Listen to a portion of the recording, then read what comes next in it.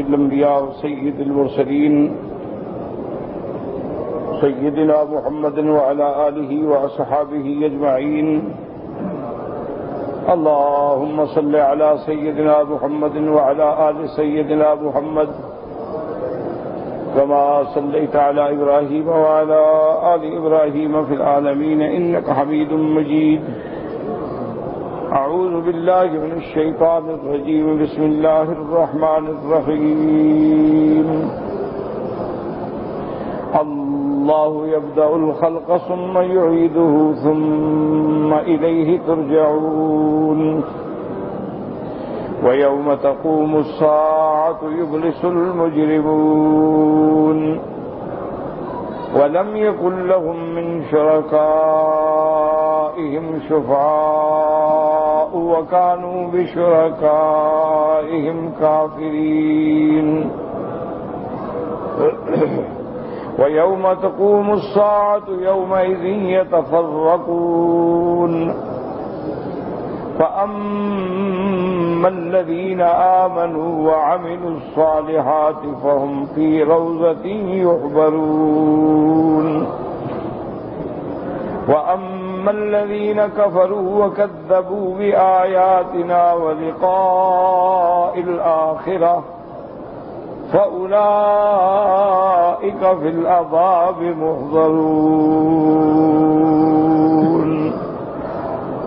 اللہ تبارک و تعالی نے کلام مقدس کی ان آیات مبارکہ میں ارشاد فرمایا ہے کہ اللہ یبدأ الخلق ثم یعیدہ، وہی ذات ہے جس نے ابتداءً اس مخلوق کو پیدا کیا، وہی اسے دوبارہ لوٹائے. الحمدللہ آپ پہلے پڑھ چکے ہیں اور متعدد بار متعدد صورتوں میں یہ بات ذکر ہو چکی ہے کہ سب سے اہم مسائل جو ہیں، یعنی بنیادی مسائل جو ہیں وہ تین ہیں.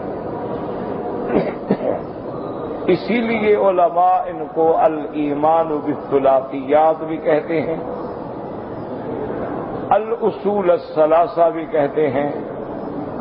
یہ بنیادی مسئلے ہیں جو سارے قرآن میں اول سے لے کر آخر تک میرے اللہ نے ذکر فرمائے.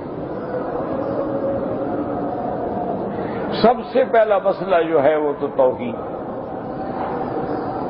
کہ اللہ کی وحدانیت، اللہ کی الوہیت، اللہ کی ربوبیت،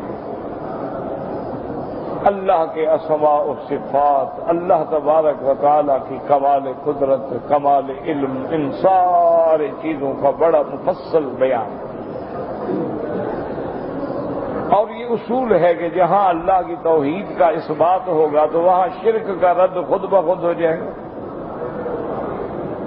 تو مشرکین کا بھی رد ہے. اور دوسرا مسئلہ جو سب سے اہم ہے وہ ہے نبوت و رسالت. یعنی پہلا مسئلہ توحید، اسی کو مسئلہ الوہیت بھی کہتے ہیں، الہیات بھی کہتے ہیں، اسی کو مسئلہ توحید بھی کہتے ہیں. تو سب سے پہلا مسئلہ توحید اور رد علی المشرکین. اور دوسرا مسئلہ کیا ہے؟ اس بات نبوت و رسالت، کہ اللہ نے جتنے پیغمبر بھیجے، جتنے نبی بھیجے، رسول بھیجے، ان سب پر ایمان لانا. کہ اللہ نے حضرت آدم سے لے کر سیدنا محمد مصطفیٰ صلی اللہ علیہ وسلم تک جتنے پیغمبر بھیجے ہیں سب برحق.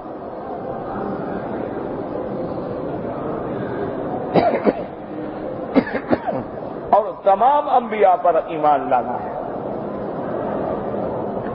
یہ نہیں کہ ایک نبی کو مانے اور دوسرے کا انکار کرے، جیسے یہودیوں نے موسیٰ علیہ السلام کو تو مانا لیکن عیسیٰ علیہ السلام کا انکار کر دیا، یا جیسے نصارہ نے عیسیٰ علیہ السلام کو تو مانتے ہیں لیکن موسیٰ علیہ السلام کو نہیں مانتے. لیکن مسلمانوں کی صفت یہ ہے کہ ان کا ایمان جو ہوتا ہے وہ تمام انبیاء اور رسول پہ ہوتا ہے. لا نفرق بین احد من رسلہ، ہم تفریق نہیں کرتے ہیں کہ سرکار دو عالم پر ایمان لائیں لیکن عیسیٰ علیہ السلام کو نہ مانے، نہ، ہمارا سب پر ایمان۔ لیکن یہ ہر دور میں اصول رہا ہے کہ جنہوں نے نوح علیہ السلام کا کلمہ پڑھا ہے لازماً وہ نوح علیہ السلام کی شریعت پہ عمل کریں گے، جنہوں نے موسیٰ علیہ السلام کا کلمہ پڑھا ہے وہ موسیٰ علیہ السلام کی شریعت پہ عمل کریں گے، جنہوں نے عیسیٰ علیہ السلام کا کلمہ پڑھا ہے وہ عیسیٰ علیہ السلام کی شریعت پہ عمل کریں گے۔ اور ہمارے مقدر میں اللہ کی رحمت سے امام الانبیاء والمرسلین سیدنا محمد مصطفیٰ صلی اللہ علیہ وسلم نصیب ہوئے تو ہم حضور کا کلمہ پڑھیں گے۔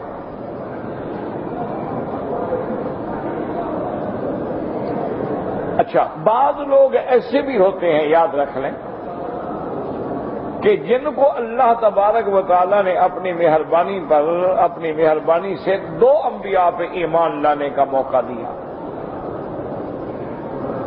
کیا مانا کہ پہلے وہ حضرت موسیٰ علیہ السلام پر ایمان لائے، ان کی زندگی میں ہی عیسیٰ علیہ السلام آگے ان پر بھی ایمان لے آئے،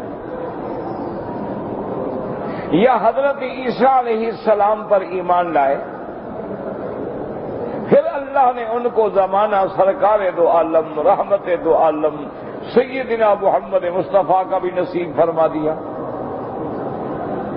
تو جیسے وہ عیسیٰ علیہ السلام پر ایمان لائے حضور صلی اللہ علیہ وسلم پر بھی ایمان لائے، ان لوگوں کو اللہ دوہرا اجر عطا فرمائے۔ جیسے عبداللہ ابن سلام ہیں، عبداللہ ابن سوریہ ہیں، اور بڑے لوگ ہیں جو حضور صلی اللہ علیہ وسلم کے آنے سے پہلے ان کا ایمان یہودیت پہ تھا، تورات میں تھا، حضرت موسیٰ علیہ السلام پہ تھا۔ اسی طرح بہت سارے لوگ ہیں، جیسے بڑے بڑے لوگ گزرے ہیں، نجاشی ہے، اس کا پہلا اسلام جو ہے وہ عیسیٰ علیہ السلام پہ ہے، لیکن حضور پر بھی ایمان لے آیا۔ تو اچھی طرح سمجھ لیں کہ پہلا مسئلہ ہے توحید، دوسرا مسئلہ ہے نبوت اور رسالت۔ اور اسی طرح یہاں یہ بات بھی صاف سمجھ لیں کہ توحید کا معنی یہ نہیں ہوتا جس کو تم توحید کہو، ورنہ تو ہر فرقہ دعوے دار ہے کہ ہم توحید پہ ہیں۔ توحید کی بھی وہی تعریف ہوگی جو اللہ کے قرآن میں ہے اور حضور صلی اللہ علیہ وسلم کی زبان میں ہے۔ اسی طرح انبیاء اور رسولوں کا ماننا ہے۔ اب ایک آدمی حضور صلی اللہ علیہ وسلم پر کلمہ بھی پڑھتا ہے، ایمان بھی لاتا ہے، لیکن حضور صلی اللہ علیہ وسلم کی بشریت کا انکار کرتا ہے تو مانا ایمان نہیں لایا۔ اسی طرح ایک آدمی حضور صلی اللہ علیہ وسلم کی نبوت کا بھی قائل ہے، رسالت کا بھی قائل ہے، بشریت کا بھی قائل ہے، لیکن آپ کو خاتم النبیین نہیں مانتا، تعویلیں کرتا ہے، نئے نبی بناتا ہے، تو وہ بھی مسلمان نہیں۔ اچھی طرح دماغوں میں رکھ لیں، ذہنوں میں رکھ لیں کہ توحید کے بارے میں بھی ہماری تقریر اثر نہیں کرے گی جب تک ہم قرآن کی دلیل نہ لائیں۔ توحید کا معنی یہ نہیں ہوتا ہے کہ آدمی اپنے عقیدے کے، آج کل ہندو کو پوچھو تو وہ بھی کہتا ہے ہم تو موحد ہیں، ہم تو خدا کو مانتے ہیں، ہم بس تم خدا کہتے ہو، اللہ کہتے ہو، ہم بھگوان کہتے ہیں۔ یہودیوں سے پوچھو وہ کہتے ہیں بھی ہم تو بالکل توحید کے قائل ہیں، ہمارا خدا پہ ایمان ہے۔ نصرانیوں سے معلوم کرے وہ کہتے ہیں کمال ہے، ہمارا تو اللہ پر ایمان ہے۔ ہمارے تو آپ جتنی کرنسیاں ہیں، جتنے ہمارے نوٹ ہیں، ان پر دیکھ لیں کہ اس پر بھی ہم نے لکھا ہے کہ خدا کی حفاظت سے، وہ ہمارا تو خدا پہ ایمان ہے۔ لیکن ان کا یہ دعویٰ غلط ہے، کیونکہ وہ اس طرح ایمان نہیں لے آئے جس طرح اللہ نے قرآن میں بیان فرمایا۔ کیا معنی؟ آسان بات میں سمجھا لوں۔ اللہ نے قرآن میں فرمایا ہے کہ وہ ایک ہے، اللہ نے قرآن میں فرمایا ہے کہ وہ بے نیاز ہے، اسے کسی کی غرض نہیں۔ اللہ نے قرآن میں فرمایا ہے کہ وہ کسی سے پیدا نہیں کیا گیا اور نہ اس نے کسی کو جینا ہے۔ کیا مانا؟ یعنی وہ والدین سے بھی پاک ہے، اولاد سے بھی پاک۔ یہ اللہ کا قرآن توحید بیان کرتا ہے کہ قل هو اللہ احد۔ اب اگر کوئی آدمی یہ عقیدہ رکھے کہ خدا پر تو ہمارا ایمان ہے لیکن عیسیٰ علیہ السلام خدا کا بیٹا ہے، تو مانا ہے کہ قرآن تو کہتے ہیں لم یلد ولم یولد، تو بیٹا کہاں سے آ گیا؟ اسی طرح اگر کوئی کہے کہ میرا اللہ پر ایمان ہے لیکن عزیر خدا کا بیٹا ہے، تو ہم کہیں گے جھوٹ کہتے ہو، تم موحد نہیں ہو، مشرک، کیونکہ قرآن کہتے ہیں لم یلد ولم یولد، اس کا کوئی بیٹا نہیں، وہ اولاد سے پاک ہے۔ تو اس لیے ہمیشہ دماغوں میں رکھ لیں، ورنہ تو قریش مکہ بھی خدا کو مانتے تھے اور اللہ تبارک و تعالیٰ کے بارے میں ان کا عقیدہ تھا کہ خالق بھی ہے، رازق بھی ہے، مالک بھی ہے،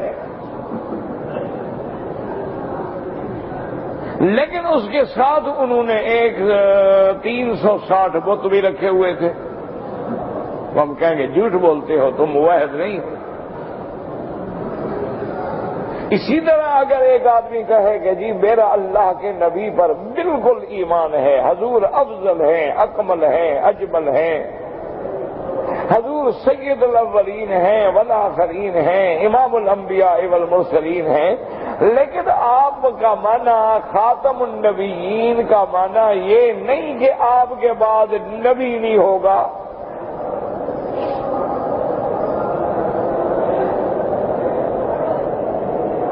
بلکہ آپ کے بعد کوئی تشریعی نبی نہیں ہوگا، نئی شریعت نہیں لائے گا، لیکن نبی تو ہوگا۔ جیسے بعض لوگوں نے مرزا قادیانی کو نبی مان لیا، بعض لوگوں نے احمد علی جاہ کو نبی مان لیا، تو وہ لوگ بھی دائرہ اسلام سے خارج ہو گئے، کیونکہ قرآن نے واضح کر دی کہ وَلَٰكِن رَّسُولَ اللَّهِ وَخَاتَمَ النَّبِيِّينَ، اور خاتم النبیین کا معنی مہر نہیں، خاتم النبیین کا معنی جو ہے حضور نے خود فرما دیا کہ انا خاتم النبیین لا نبی بعدی، کہ میں خاتم النبیین ہوں، اور خاتم النبیین کا کیا معنی کہ میرے بعد کوئی نبی نہیں۔ اسی طرح صلی اللہ علیہ وسلم نے فرما دیا، مثال دی محسوس مبصر جو ہر بندے کو نظر آئے، پر میں کہ دیکھو نبوت کی عمارت ہے، اس میں ایک اینٹ کی جگہ باقی تھی، جو لوگ دیکھتے کہتے بھی عمارت تو بڑی شاندار ہے لیکن کمال ہے، یہاں ایک اینٹ کی جگہ خالی ہے۔ اللہ نے مجھے بھیج کے آخری اینٹ بھی مکمل کر دی، اب عمارت مکمل ہو گئی، اب کوئی اور اینٹ نہیں لگ سکتی۔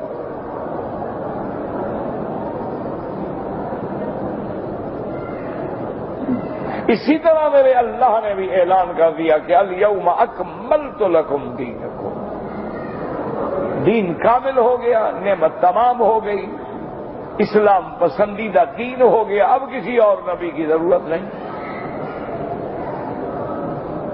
تو اس لیے ہمیشہ یاد رکھیں کہ توحید کا دعویٰ سب کرتے ہیں، اپنے آپ کو موحد سب کہتے ہیں، چاہے غیر اللہ کو حاجت روا سمجھیں، مشکل کشا سمجھیں، غیر اللہ کی قبروں پہ نظر نیاز چڑھائیں، سجدے کریں، لیکن کہتے ہیں کہ ہم تو موحد ہیں، ہم تو اللہ کو مانتے ہیں، یہ تو اللہ کے پیارے ہیں، بس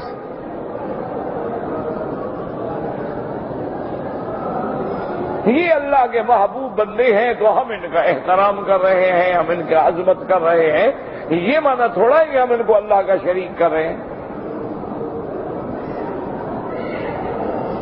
اس لیے ہمیشہ یاد رکھیں کہ توحید کی تعریف وہی ہوگی جو قرآن میں ہے، توحید کی تعریف وہی ہوگی جو حضور صلی اللہ علیہ وسلم نے فرمایا۔ دیکھو نا، کہتے ہیں جی ہم تو ان کی تعظیم کرتے ہیں. حضور کے سامنے ایک آدمی نے صرف ایسے بات ہوئی تو اس نے اتنا لفظ کہا کہ ما شاء اللہ وشئت، ما شاء اللہ وشئت، کہ محمد مصطفیٰ جو اللہ چاہے اور جو آپ چاہیں. حضور غصے میں آ گیا، آپ نے فرمایا جعلتنی للہ ندا، تم نے مجھے اللہ کا شریک بنا دیا. حالانکہ وہ تو محبت میں کہہ رہا ہے نا بیچارہ، تعظیم کر رہا ہے کہ اللہ چاہے اور آپ چاہیں. لیکن حضور نے فرمایا خبردار جعلتنی للہ ندا، تم نے مجھے اللہ کا شریک بنا دیا. وہاں کا تم نے کہا ماشاء اللہ وشئت، تو وہاں جمع کے لیے ہوتی ہے، تم نے مجھے اللہ کے ساتھ ملا دیا. خبردار ایسا لفظ کبھی زبان سے نہ نکال، جو اللہ چاہے.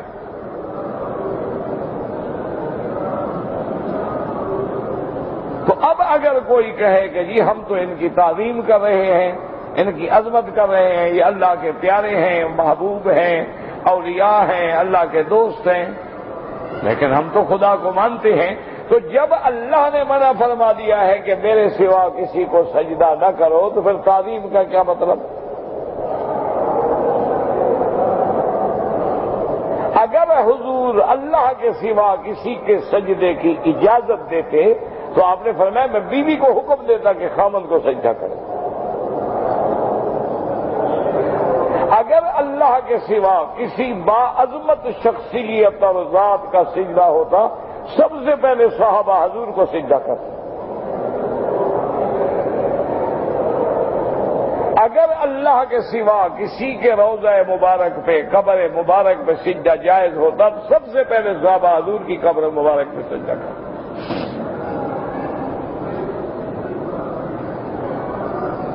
تو اس لیے اگر آج کوئی سجدے غیروں کو کرتا ہے، قبروں پہ جھکتا ہے، قبروں پہ سجدے کرتا ہے، قبروں پہ چادریں چڑھاتا ہے، قبروں پہ عرس مناتا ہے، نظر نیاز کرتا ہے، ہم کہیں گے تم توحید نہیں سمجھے ہو. اللہ کے نبی نے تو دعا کی تھی کہ اللہم لا تجعل قبری وثنا یعبد، اللہ میری قبر کو عبادت گاہ نہ بنا دینا. اللہ کے نبی نے تو لعنت بھیجی تھی کہ لعن اللہ الیہود والنصارى اتخذوا قبور انبیائہم مساجدا، اللہ یہود و نصارہ پہ لعنت کرے، انہوں نے انبیاء کی قبروں کو سجدہ گاہ بنا دیا. اس لیے ہمیشہ یاد رکھیں کہ توحید وہی معتبر ہے جس کا بیان قرآن میں ہے، توحید وہی معتبر ہے جس کا بیان محمد پاک کی زبان پہ ہے، نبوت کی تعریف وہی معتبر ہے جو قرآن کہتا ہے. قرآن نے واضح کر دیا ہے کہ نبی کی صفت کیا ہوتی ہے، شاہداً ومبشراً ونذیراً وداعیاً الی اللہ باذنہ وسراجا منیرا.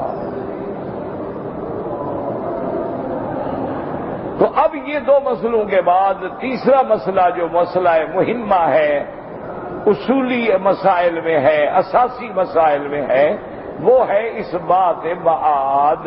کیا مانا کہ ہم سب نے مرنا ہے، قیامت قائم ہوگی، مرنے کے بعد ہمیں دوبارہ اٹھایا جائے گا، پھر میدان حشر میں ہوں گے، پھر نام اعمال ملیں گے، حساب کتاب ہوگا، سزا جزا ہوگی. ایمان والوں کو اللہ جنت عطا فرمائیں گے، کافروں کو جہنم ملے گی.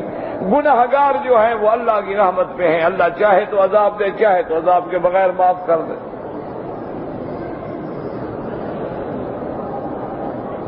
تو آج اگر کوئی توحید کا قائل ہے، نبوت کا قائل ہے، رسالت کا قائل ہے، اسلام کا قائل ہے، قرآن کا قائل ہے، لیکن قیامت میں ایمان نہیں تو مسلمان نہیں ہوگا.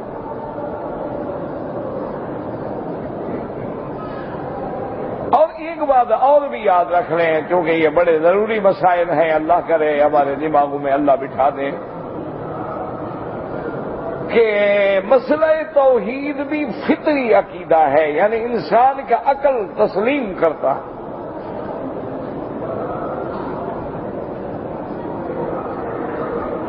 یعنی مسئلہ توحید جو ہے بالکل فطری عقیدہ ہے. کوئی بندہ بھی ہو لازماً وہ سمجھتا ہے کہ یہ سارا عالم بغیر پیدا کرنے والے کے تو پیدا نہیں ہوا نا.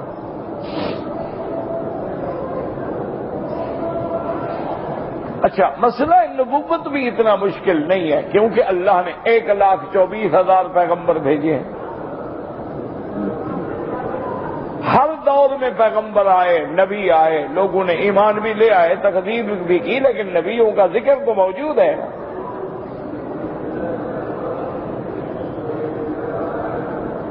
اسی لیے قرآن پاک جب بھی ذکر کرتا ہے تو حوالہ دیتا ہے کہ انا اوحینا الیک کما اوحینا الی نوح. میرا بدنی کوئی نئی بات نہیں، ہم نے آپ کی طرف وحی بھیجی جیسے نوح علیہ السلام پہ وحی بھیجی.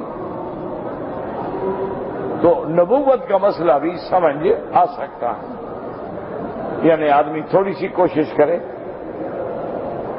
اب دیکھیں نا، ورقہ ابن نوفل کے پاس جب بی بی خدیجہ آئی، حضور تشریف لائے، سرکار دو عالم نے واقعہ سنایا. میں غار میں بیٹھا تھا، ایسے ایک فرشتہ آیا، اس نے مجھے کہا اقرا. تو ورقہ نے جب پڑھا تو اس نے کہا کہ ہاں تم سچ کہتے ہو، یہ وہی فرشتہ ہے جو موسیٰ علیہ السلام پہ آتا تھا، تم اللہ کے نبی ہو. فوراً مان لیا. اچھا، ورقہ ابن نوفل تو چلو پڑھا لکھا آدمی تھا اور اہل کتاب میں سے تھا، دین عیسیٰ علیہ السلام پہ تھا اور اس دور میں منع ہوا عالم تھا. لیکن دیکھیں، انسان بھی بڑی چیز ہے، جن ہے جن. اس میں تو کوئی شک نہیں نا کہ جن جو ہے وہ انسان سے کم درجہ ہے. لیکن انہوں نے جب قرآن سنا، انہوں نے جب اللہ کے نبی سے قرآن پاک سنا، اسلام لائے، تو جن ہیں. لیکن کہتے ہیں قالوا یا قومنا انا سمعنا کتابا انزل من بعد موسیٰ. فوراً کہ اے ہماری قوم، ہم نے آج ایسی کتاب سنی ہے، انزل من بعد موسیٰ مصدقا لما بین یدیہ یہدی الی الحق والی طریق مستقیم. کہ وہ ایسی کتاب ہے جو حق کا راستہ دکھاتی ہے، پہلی کتابوں اور انبیاء کی تصدیق کرنے والی ہے، صراط مستقیم کی ہدایت کرتی ہے. جن ہے سنا اور فوراً دماغ میں آ گیا کہ ہاں بھائی یہ اللہ کا کلام ہے. جیسے موسیٰ علیہ السلام پہ اللہ نے تورات بھیجی ہے، یہ بھی اللہ کا کلام ہے. اسی طرح پہ عین ہی یاد رکھو کہ دار الندوہ میں، یہ دار الندوہ یہی تھا باب الفتح، اور اسی ایریے میں ایک کمرہ بنا ہوا تھا جس میں قریش کے بڑے بڑے سردار بیٹھتے تھے اور میٹنگ کرتے تھے، باتیں کرتے تھے. تو ایک دن وہاں سارے سردار ہیں، عتبہ، عتیبہ، شیبہ، ربیہ، ابی جہل وغیرہ، ابی لہب، سارے اکٹھے ہیں. انہوں نے کہا کہ بھائی مسئلہ ہمیں حل نہیں ہو رہا، کوئی ہمیں فیصلہ تو کرنا چاہیے نا. آخر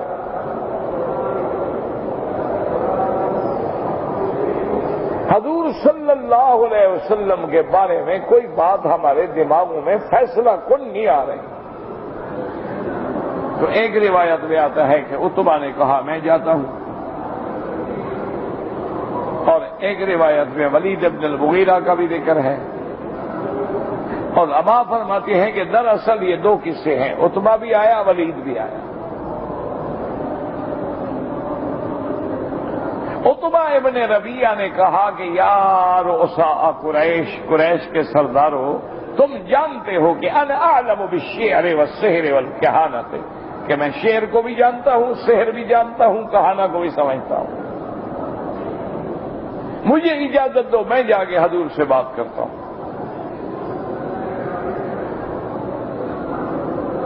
اور پھر واپس آ کے تم لوگوں کو بتاتا ہوں کہ حقیقت کیا ہے. عتبہ آیا، حضور حتیم میں بیٹھے تھے، حضور صلی اللہ علیہ وسلم رحمت دو عالم حتیم میں تھے۔ عتبہ آیا، سلام کیا اور کہا کہ یا محمد صلی اللہ علیہ وسلم، میں آپ سے کچھ باتیں کہنا چاہتا ہوں۔ حضور نے فرمایا ٹھیک ہے، میں تو چاہتا ہوں کوئی بات کرے۔ حضور نے کہا یا رسول اللہ مجھے یہ بتائیں، هل انت خیر ام قصی بن کلاب، هل انت خیر ام ہاشم، هل انت خیر ام عبد المطلب؟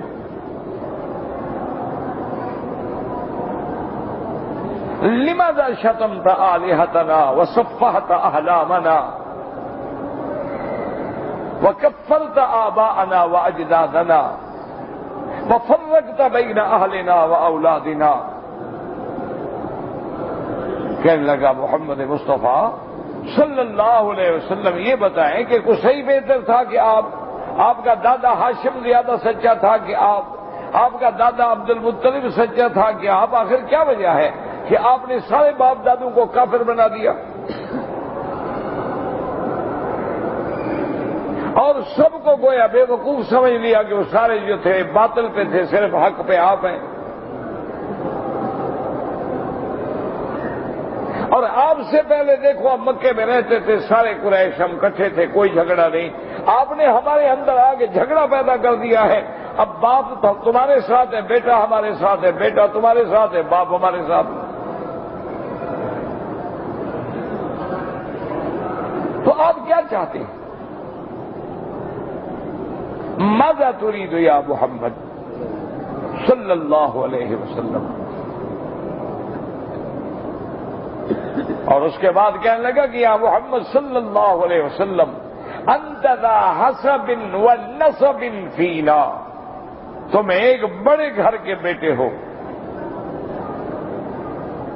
تمہارا خاندان عالی النسب ہے۔ اگر تم یہ چاہتے ہو کہ مکے کے بادشاہ بن جاؤ تو خدا کی قسم ہے ہم سارے آپ کو بادشاہ ماننے کے لیے تیار ہیں۔ وَإِن كُنتَ تُرِيدُ الْمَالَ جَمَعْنَا لَكَ وَلِعَقَبِكَ، اور اگر آپ نے یہ تحریک اس لیے چلائی ہے کہ آپ کو پیسے چاہیے، مال چاہیے، دولت چاہیے، تو ہم سارے قریش مل کے آپ کو اتنا مال دیتے ہیں کہ جو آپ کو بھی آپ کے بعد آنے والی نسلوں کو بھی کافی ہو جائے۔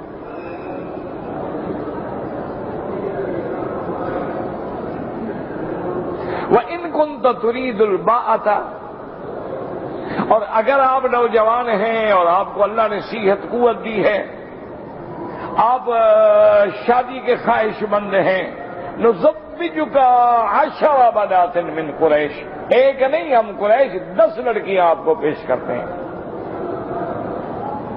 تم سردار ہو ہمارے۔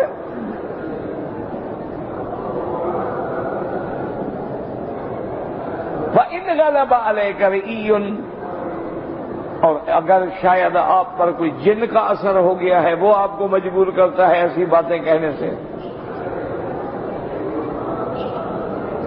تو نجتمع ونعالجک، ہم سارے قریش اکٹھے ہوتے ہیں اور بڑے سے بڑے ماہر علاج کو لاتے ہیں اور آپ کا علاج کرواتے ہیں۔ حضور سنتے رہے، رحمت دو عالم صلی اللہ علیہ وسلم۔ مسلمانوں، اللہ کے دین کے لیے بہت کچھ سننا پڑتا ہے۔ یہی تو بات ہے نا کہ جب سے ہمارے اندر قوت برداشت نہ رہی، ایک دوسرے کی بات سننے کی طاقت نہ رہی، فتنے پیدا ہو۔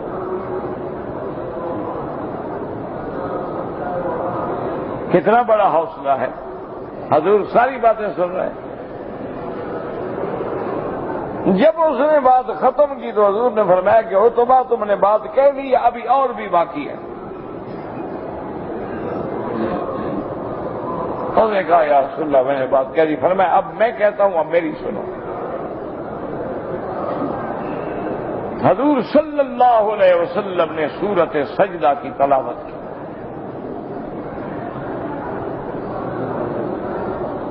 اور جب حضور اس آیت میں پہنچے فَإِنْ أَعْرَضُوا فَقُلْ أَنذَرْتُكُمْ صَاعِقَةً مِثْلَ صَاعِقَةِ عَادٍ وَثَمُودَ،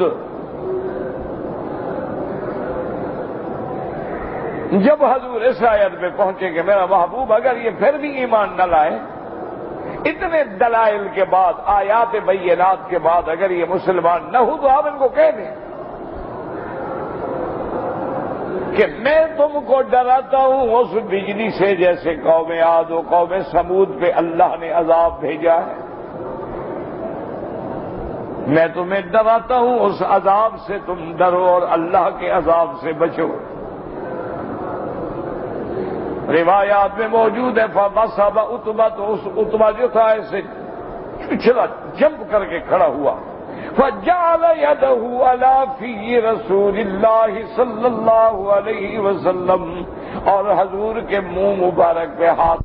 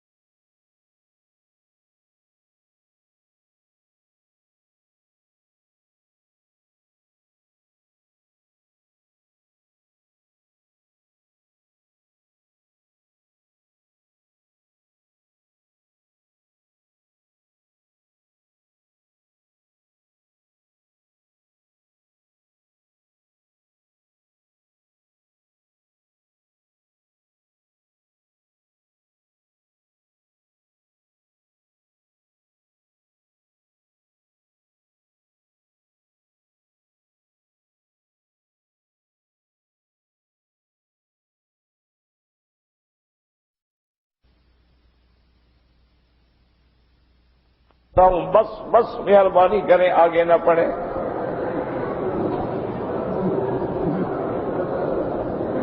کیوں کہ جب حضور نے اللہ کا قرآن پڑھا تو عتبہ نے سمجھا کہ شاید ابھی اللہ کا عذاب آ جائے گا۔ عرب تھا نا، سمجھتا تھا نا، ہماری طرف تو نہیں، ہم پیچھے کھڑے ہیں پتہ ہی نہیں امام کیا پڑھ رہا ہے۔ ہم تو اجمی لوگ ہیں نا بیچارے، ہم کیا کر سکتے ہیں؟ امام جمعہ کا خطبہ پڑھا ہے، ہمیں تو کوئی پتہ نہیں نا کہ کیا کہہ رہا ہوں۔ وہ تو عرب تھے نا، فصیح اللسان تھے، لغت جانتے تھے، عربی جانتے تھے، وہ سمجھ گیا۔ اور اس کے بعد سیدھا اٹھا اور دوڑا سیدھا گھر۔ قریش دیکھ رہے تھے، انہوں نے کہا معلوم ہوتا ہے کہ یہ بھی کیا ہاتھ سے، یہ بھی مسلمان ہو گیا۔ جال نے کہا نہیں نہیں، اس کی کمزوریاں میں جانتا ہوں، تم چھوڑو، میں ابھی جا کے ٹھیک کرتا ہوں۔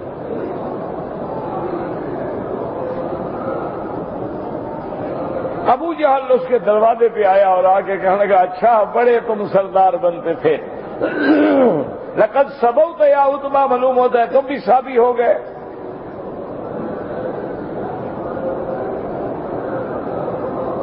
اس نے کہا ابھی جال بات سنو۔ اس نے کہا عمر ابن ہشام واللہ ما سبوت، میں کوئی مسلمان نہیں ہوا۔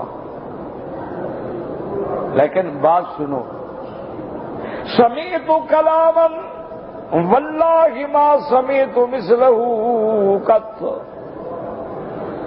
کہنے لگا حضور نے آج جو مجھ پہ قرآن کی کتاب کی کلام پڑھی ہے، خدا کی قسم ایسی کلام میں نے کبھی نہیں سنی۔ واللہ لیس بشعر ولا بسحر ولا بکہانۃ، خدا کی قسم محمد مصطفیٰ جو پڑھتے ہیں نہ وہ شعر ہے، نہ جادو ہے، نہ کہانا ہے، ایسی کلام میں نے نہیں سنی، معلوم ہوتا ہے اللہ کا کلام۔ کہنے لگا ابن ہشام میری بات مانو، فَأَعْرِضُوا عَنْهُ فَخَلُّوا سَبِيلَهُ، میرا مشورہ یہ ہے کہ تم حضور محمد مصطفیٰ کو ستانا چھوڑ دو، تم نہیں مانتے ہو نہ مانو، لیکن حضور اور آپ کی جماعت کو ستانا چھوڑ دو، تم اپنے کام کرو، اللہ کے نبی کو اپنا کام کرنے دو۔ اگر باقی عرب کے قبائل نے اکٹھے ہو کے حضور کو شکست دے دی، حضور صلی اللہ علیہ وسلم کو شہید کر دیا، تو تمہارا کام خود بخود ہو گیا۔ اور اگر اللہ کا نبی محمد مصطفیٰ صلی اللہ علیہ وسلم غالب آ گئے، فَمُلْكُهُ مُلْكُكُمْ وَشَرَفُهُ شَرَفُكُمْ وَعِزُّهُ عِزُّكُمْ، اور اگر اللہ کا نبی غالب آ گیا تو اس کی بادشاہی گویا تمہاری بادشاہی ہے، اس کا غلبہ، اس کی عزت، اس کا شرف تمہارا ہے، چونکہ تم بھی قریش ہو اور محمد مدنی بھی قریشی ہاشمی ہے۔ کہنے لگا میرا مشورہ یہ ہے چھوڑ دو، لوگوں سے مقابلہ کرنے دو، اگر وہ لوگ غالب آ گئے تو ہمارا کام ویسے ہو گیا، اور اگر وہ لوگ غالب نہ آئے اور حضور غالب آ گئے تو ہم کہیں گے یا رسول اللہ ہم نے تو آپ کو نہیں ستایا نا، ہم تو آپ کے ساتھ ہیں۔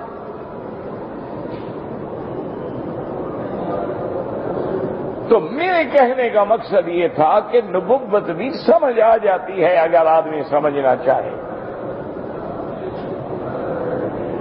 کہ اللہ کے نبی سے پہلے کئی پیغمبر گزرے، رسول گزرے، انبیاء گزرے، کتابیں اتری، وحی آیا، کوئی نئی بات تو ہے نہیں۔ اسی لیے اللہ نے فرمایا تھا قُلْ مَا كُنْتُ بِدْعًا مِّنَ الرُّسُلِ، کہ میرے محبوب آپ اعلان کر دیں کہ میں نئی بات تو نہیں، کوئی نیا رسول تو نہیں، مجھ سے پہلے بھی تو رسول گزرے ہیں۔ تو میرے کہنے کا مقصد یہ تھا اچھی طرح سمجھنے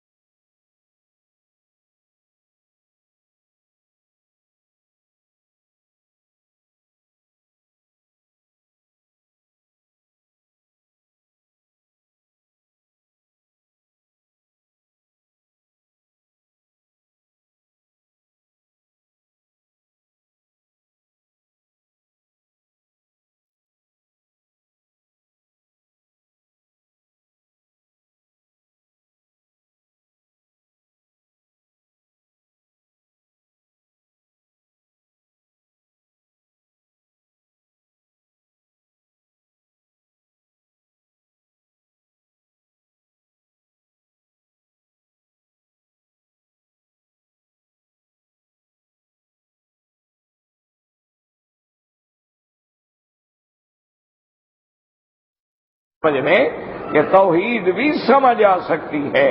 توحید کا تقاضا جو ہے وہ فطرت انسانی سے ہے. کل مولود یولد علی الفطرت. اگر ایک بچے کو پیدا ہونے کے بعد آپ کسی پہاڑ کی غار میں اکیلا چھوڑ دیں, وہی اللہ اس کو جوان کر دے, تو وہ پہاڑ میں بیٹھا بیٹھا بھی خدا کو سمجھ لیتا ہے.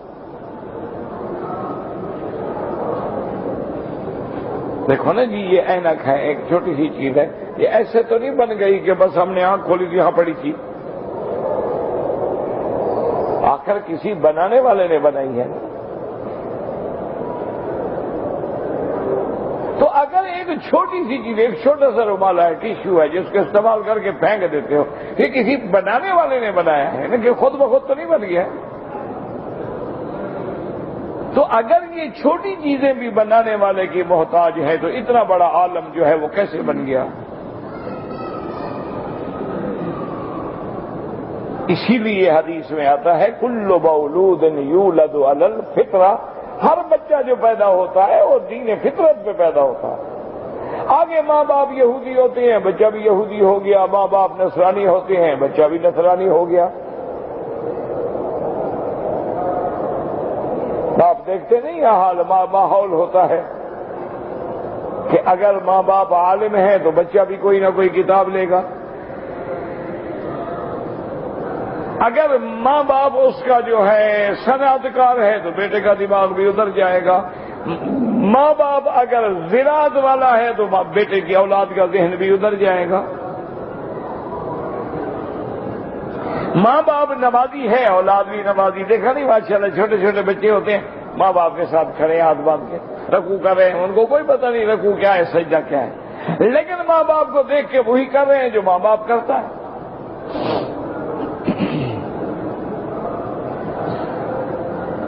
یہی وجہ ہوتی ہے کہ آدمی مشرکوں کے گھر میں پیدا ہوتا ہے, مشرک بن گیا. بدعتی کے گھر میں پیدا ہوا, بدعتی بن گیا. موحد کے گھر میں پیدا ہوا, ہر وقت توحید کی بات سنی, موحد بن گیا. تو عقیدہ توحید بھی سمجھ آ جاتا ہے, عقیدہ نبوت بھی سمجھ آ جاتا ہے, لیکن قیامت کا مسئلہ بڑا مشکل ہے. یہ سمجھنا جو ہے ما سوا اللہ کی رحمت کے سمجھ نہیں آ سکتا. کیوں؟ کسی نے قیامت دیکھی نہیں. اچھا, ہمارے جتنے آبا اجداد فوت ہو گئے, کوئی واپس نہیں آیا. کسی نے آگے نہیں بتایا کہ جی قبر میں کیا ہوتا ہے, حشر میں کیا ہوتا ہے, آگے کیا ہوگا. اچھا, ویسے بھی عقل, جتنا عقل دوڑا ہو اتنا آدمی اور الجھتا جاتا ہے اور پریشان ہوتا جاتا ہے, مسئلہ نہیں حل ہوتا.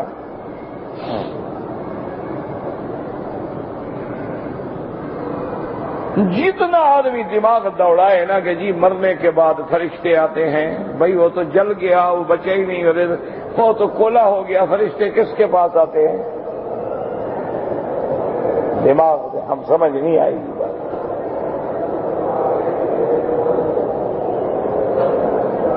وہ آدمی ڈوب گیا,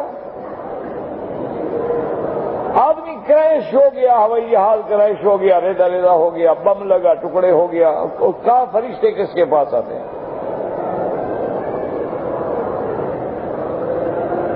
اچھا, کبھی 8-8 10-10 آدمی مر جاتے ہیں, جیسے آج کل اللہ کا عذاب ہے ہمارے گناہوں کی وجہ سے. کبھی ادھر دھماکہ ہے, کبھی ادھر دھماکہ ہے.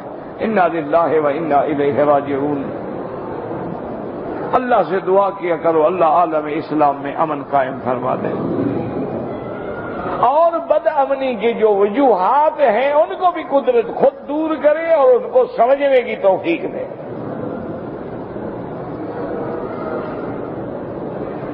آج کل مشکل یہ ہے میرے عزیز کہ ہم تو چھوٹے لوگ ہیں, طالب العلم ہیں, ہماری کیا حیثیت. وہ جیسے مثال ہے نا کہ ملا کی دوڑ مسجد تک, ہم لوگوں کی کون سی بات ہے. لیکن ہمیشہ یاد رکھیں کہ پلیدی جو ہے, مثلا کپڑا پلید ہو گیا تو پیشاب سے پاک ہو جائے گا. کیا خیال ہے؟ آپ کا کپڑا پلید ہو گیا, آپ پاک کرنے کے لیے کھڑے ہو جائیں, پیشاب کریں گے, جی دھو دوں, پاک ہو جائے. تو پلیدی سے پاک نہیں ہوتی. اسی طرح ظلم سے کبھی نہیں مٹتا. ایک واقعہ ہو گیا، آپ نے 10 بے گناہ پکڑ لیے، ان پہ ظلم ہوا، ان میں ایک اور آدمی پیدا ہو گیا پھر مرنے مارنے کے لیے.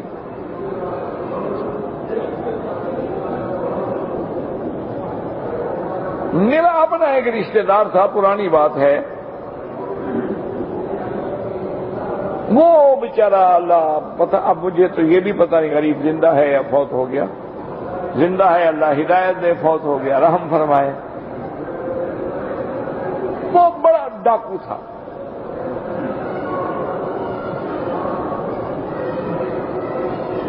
یہ تو ہماری قوم میں عام بات ہے نا، کوئی نئی بات تو نہیں ہوتی نا. ہم کوئی سید قریشی تو ہے نہیں نا بابا، ہم تو چھوٹی قوم بلوچ قوم کے لوگ ہیں. تو میں نے اس کو بلا کے نصیحت کی. میں نے کہا یار دیکھو، تم یہ کیوں ڈاکے مارتے ہو، چوری کرتے ہو، یہ کرتے ہو، وہ کرتے ہو. اس نے کہا مکی صاحب آپ میرے بزرگ بھی ہیں، رشتہ دار بھی ہیں، میں نے حقیقت میں ان چیزوں سے توبہ کر لی، لیکن مصیبت یہ ہے کہ میرا تھانے پہ ریکارڈ ہے بس تالیف میں، جو بھی علاقے میں کچھ جرم ہوتا ہے مجھے بھی پکڑ لیتے ہیں. جو علاقے میں ڈکیتی ہو مجھے بھی پکڑ لیتے ہیں، چوری ہو مجھے پکڑ لیتے ہیں، قتل ہو مجھے پکڑ لیتے ہیں. انہوں نے کہا جب پکڑنا ہے تو پھر وہی کام کرو. جب تھانے پہ جانا ہے، بے عزت بھی ہونا ہے، ہر وقت مصیبت بھی بھگتنی ہے، تو پھر کام کر کے کیوں نہ بھگتو. تو میں نے کہا یار تم بہرحال، اس نے کہا جی آپ میرا نام وہاں سے نکلوا دیں، میں توبہ کرتا ہوں، لیکن مجھے تنگ نہ کریں، تنگ کریں گے میں پھر ڈاکو بن جاؤں گا. میں نے بہرحال متعلقہ افسروں سے بات کی. میں نے کہا یار میرا رشتہ دار ہے، وہ توبہ کرتا ہے بیچارہ، کیوں اس کو خواہ عذاب دے رہے ہیں. انہوں نے کہا ٹھیک ہے، ہم یہ کام ہوتا ہے جب ہم دورے پہ آئیں گے نا تو پھر بستہ الف بستہ بے کا ملاحظہ ہوتا ہے، اس کو ہم نکالتے ہیں. خیر انہوں نے نکال دیا. وہ آج تک ماشاءاللہ اب میں نے کئی عرصہ پھر پتہ کرتا رہا، بالکل ٹھیک ہو گیا. تو قاعدہ یہ ہوتا ہے میرے عزیز کہ ایک ظالم نے، ورنہ یعنی خود سوچو، ایمان سے کہو، اللہ کے حرم میں بیٹھے ہو، کوئی مسلمان بے گناہوں کو مارنے کے لیے تیار ہو سکتا ہے؟ یار ہم تو مکھی مارنے سے بھی ڈرتے ہیں. گاڑی پہ جا رہے ہوں، اگر بلی آگے گزرے تو چیختے ہیں ڈرائیور سے، بریک مارو بریک مارو، یہ بلی ہے.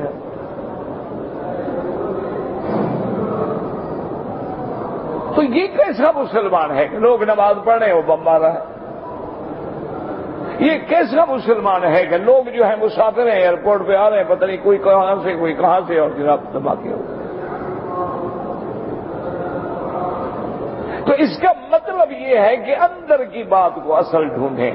ہم نے یہ اس کو کنٹرول کرنے کے لیے سختی کر دیتے ہیں، 1 سے 200 بندہ پکڑ لو، 400 بندہ پکڑ لو، 500 بندہ پکڑ لو، اور سارے بے گناہ الٹا لٹکا دو، مارو. یہ ان میں پھر کسی ایک کو آگ لگ جاتی ہے، کہتے ہیں الٹا تو لٹکنا ہے، چلو ہم بھی دکھاتے ہیں کیسے لٹکتے ہیں.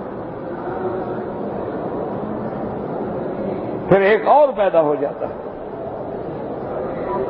اصل وجوہات کو دور کرنا چاہیے، یاد رکھیں، پھر جا کے مسائل جو ہے حل ہوتے ہیں. لیکن آپ کے اور میرے بس میں تو دعا ہے، دعا کیا کریں کہ اللہ فلسطین میں بھی، عراق میں بھی، پاکستان میں بھی، اللہ ہر ملک میں.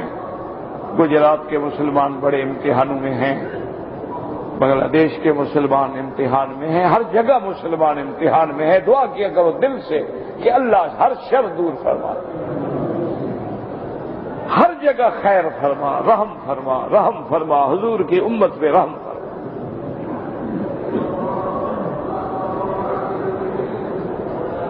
تو اس لیے میں عرض کر رہا تھا کہ قیامت کا مسئلہ بڑا مشکل ہے، یہ بڑا مشکل ہے. اب دیکھو نا جی، ایک ہندو مر جائے، انگریز مر جائے، اس کی لاش کو رکھ دو تلاجے میں، 10 سال کے بعد نکالو، رکھی ہوئی ہے، کچھ بھی نہیں بگڑا. ایک مسلمان مر جائے، اس کو دفن کرو، 2 مہینے کے بعد قبر کھودو، ہڈیاں بھی نہیں ملتی. تو پھر وہ عذاب کہاں ہوا بھائی؟ اس لیے یہ بات عقل میں نہیں آتی۔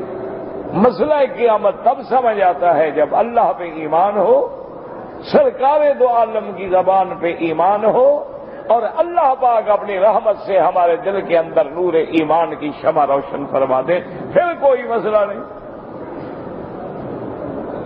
پھر فوراً سمجھ آ سکتا ہے۔ تو ان آیات میں جو آج ہم نے پڑھی ہے یہی مسئلہ ہے کہ اللہ یبدأ الخلق ثم یعیدہ ثم الیہ ترجعون۔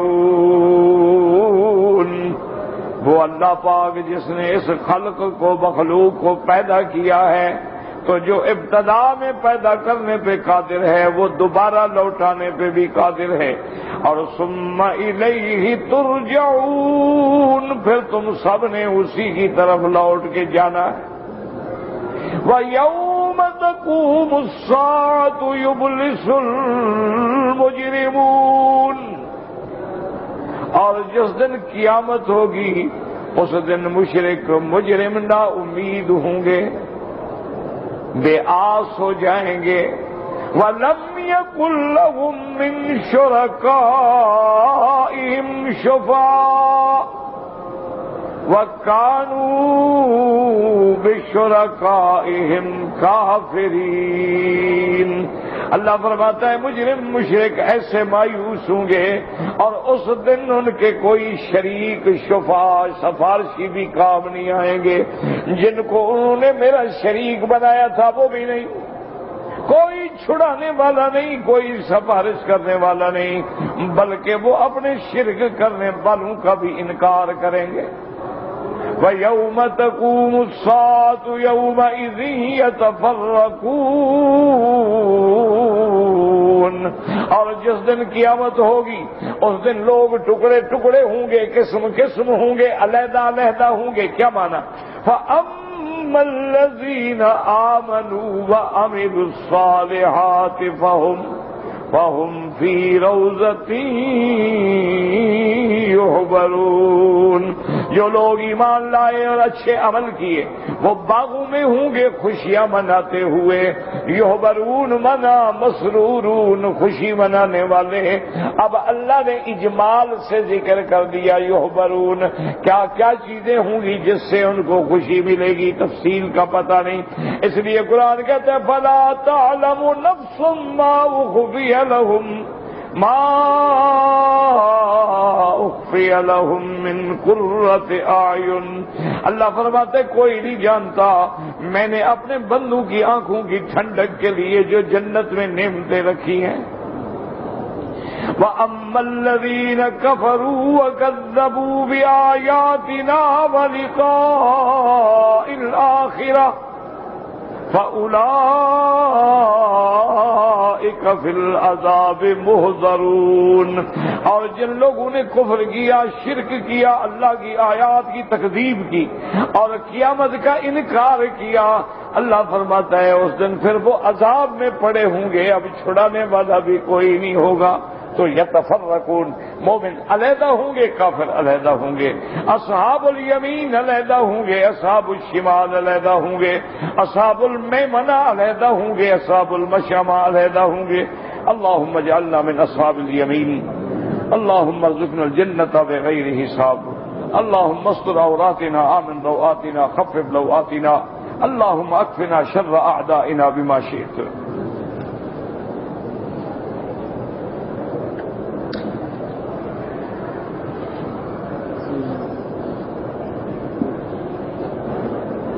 ایک آدمی بیمار ہے 4 مہینے سے، اللہ شفا عطا فرما، اللہم اشفنا واشف مرضانا ومرضى من اوصانا واستوصانا ومرضى المسلمین۔ دعا میں اگر کوئی اللہ کے نبی کا واسطہ، قرآن کا واسطہ، کعبے کا واسطہ بالکل ٹھیک نہیں ہے۔ اگر یہ دین ہوتا تو سیدنا ابو بکر دیتے، سیدنا عمر دیتے، عثمان و علی دیتے، وہ تم سے زیادہ قرآن سمجھتے تھے، تم سے زیادہ انہیں حضور پاک سے محبت تھی۔ اور پھر تم نے ماشاءاللہ 30 سپارے قرآن پڑھا ہے، سارے قرآن میں دعائیں بھری ہوئی ہیں، کسی ایک دعا میں بھی واسطہ ہے؟ ساری دعائیں پڑھتے ہو، ربنا آتنا، ربنا ظلمنا انفسنا، ربنا لا تزغ قلوبنا، کون سی دعا ہے؟ روز طواف کرتے ہو، ربنا آتنا فی الدنیا حسنۃ وفی الآخرۃ حسنۃ فقنا عذاب النار۔ حالانکہ حضرت ابراہیم نے کعبہ بنایا، کوئی خلیل کا واسطہ نہیں دیتا، کوئی قرآن کا واسطہ نہیں دیتا، اور یاد رکھو واسطے تو وہاں دیے جاتے ہیں جہاں سننے والا بات نہ سنے، اور جب اللہ حکم دیتی ہیں کہ مجھ کو بلاؤ میں دینے کے لیے تیار ہوں، تو پھر واسطے کا کیا معنی؟ اللہ فرماتے ہیں قال ربکم ادعونی استجب لکم، تو مجھے پکارو میں تمہاری پکار سننے کے لیے تیار ہوں۔ تو اس لیے اللہ سے دعا براہ راست مانگا کرو، یہ ہماری عادت ہو گئی ہے، ہر مسلمان چاہتا ہے شارٹ کٹ ہو جائے، نمازیں نہ پڑھنی پڑے، بس واسطہ مل جائے جان چھوٹے، نہ نماز پڑھوں نہ عبادت کروں نہ توحید نہ عقیدہ، بس واسطہ جو ہے۔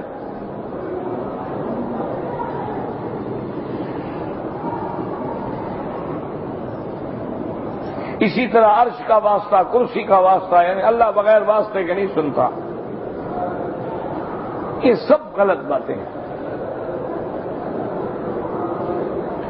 بالوں کو سیاہ کرنا منع ہے، جمہور علماء کا یہی فتویٰ ہے کہ بالوں کو سیاہ خضاب نہ لگاؤ، لیکن سیاہ کے علاوہ جو مرضی ہے لگاؤ۔ مہندی لگاتے ہو یا مہندی میں تھوڑا سا کالا بھی ڈال دیتے ہیں تو ذرا ڈارک براؤن قسم کا رنگ بن جاتا ہے، تمہاری جوانی کا بھرم بھی قائم رہے گا اور گناہ سے بھی بچ جاؤ گے۔ تم نے تو جوانی دکھانی ہے نا لوگوں کو، تو جوانی جو ہے وہ ڈارک براؤن سے بالکل ٹھیک ٹھاک نظر آئے گی، بلکہ کالا لگانے سے آدمی الٹا عجیب بے وقوف لگتا ہے۔ 16 سال کی عمر میں بھی بال اتنے کالے نہیں ہوتے، 60 سال والا جو کالے کر کے پھرے معلوم ہوتا ہے کہ اس نے کوئی کالا رنگ اٹھا کے سر پہ تھوپا ہوا ہے، وہ اور برا لگتا ہے۔ سچی بات یہ کہ غور کر کے دیکھو نا، بالکل ایسے معلوم ہوتا ہے جیسے کالا اٹھا کے مل لی ہو اس نے۔ اللہ کے بندے، جب تمہاری عمر 16 سال تھی اس وقت بھی تمہارے بال اتنے کالے نہیں تھے، اب 70 سال میں کیسے کالے ہو گئے؟ تو وہ رنگ لگاؤ جو میچ کرے تمہارے چہرے سے، تمہاری جلد سے، تمہارے منہ سے، تمہارے شکل سے، تمہاری حیت سے۔ اس کے لیے بڑے بڑے ماہرین ہوتے ہیں، ان سے جا کے رجوع کرو کہ مجھے کون سا رنگ سوٹ کرے گا، کون سا میچ کرے گا۔ اگر شوق ہے تو پھر شوق پر خرچ کرو، ایسے تھوڑا ہوتا ہے کہ شوق بس مولویوں سے پوچھ کے پورا کیا کرو۔ اس کے لیے باقاعدہ ڈاکٹر ہیں، ماہرین ہیں، ان سے جا کے باقاعدہ اپنا وہ آپ کا جلد دیکھیں گے، پھر وہ سارے رنگ نکالیں گے، پھر وہ آپ کے ساتھ میچنگ کریں گے، پھر آپ کو بتائیں گے اگر آپ نے جوان بننا ہے طریقے سے بنو، ایسے نہیں بنتے جوان۔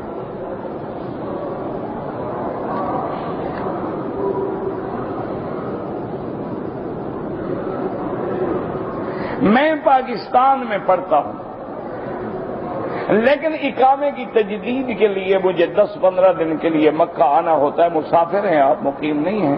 ہاں، اگر آتے ہوئے نیت کر لو کہ میں 15 دن رہوں گا یا زیادہ رہوں گا، پھر آپ مقیم ہو جائیں۔ اگر آپ نیت نہ کریں، آپ تو ویسے آئے ہیں۔ ہاں، اگر ایک آدمی کے والدین کا گھر ہے، ماں باپ ہیں، اصلی گھر اس کا ہے، تو اپنے وطن اصلی میں جانے کے بعد مسافر نہیں رہتا۔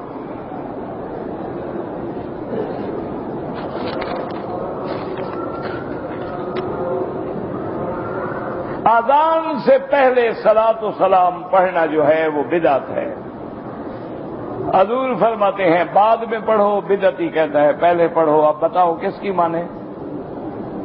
تمہاری مرضی، جس کی کہو تو مولوی کی مان لیتے ہیں، کہو نبی کی مان لیتے ہیں۔ حضور فرماتے ہیں اذان کہو، جب مؤذن اذان کہے قولوا کما یقول المؤذن، اور جب اذان ختم ہو جائے تو میرے اوپر درود پڑھ کے دعا مانگو، اللہم رب هذه الدعوة التامة والصلاة القائمة آت محمد الوسیلہ